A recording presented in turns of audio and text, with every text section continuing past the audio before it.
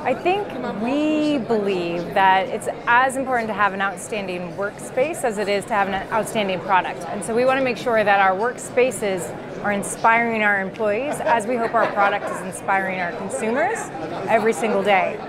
It also is very helpful from an employee attraction standpoint. When we were first building headquarters, we've gotten the sound studio built and ready to go, even though the rest of the space wasn't done, and we actually started inviting candidates in. We're like, come look at our studio.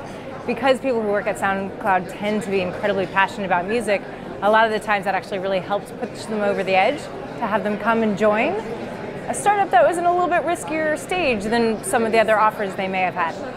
It's a really great question. I think that in a very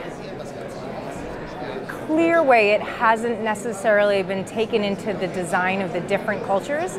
I think what we've taken more into account is the different ways in which people work and the understanding that regardless of where you're from, you're going to work differently, you're going to have different styles. So we've really concentrated on introverts and extroverts and people who get their energy from being in more quiet areas, people who get their energy from in louder areas.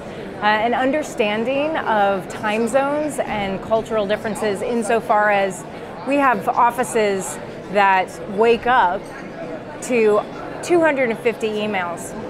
There are a lot of cultural programs and encouragement that we do to ensure that if you have a meeting change in the middle of the afternoon, to be sensitive to the fact that your colleagues in San Francisco, if you're in Berlin, are going to have no idea about that change.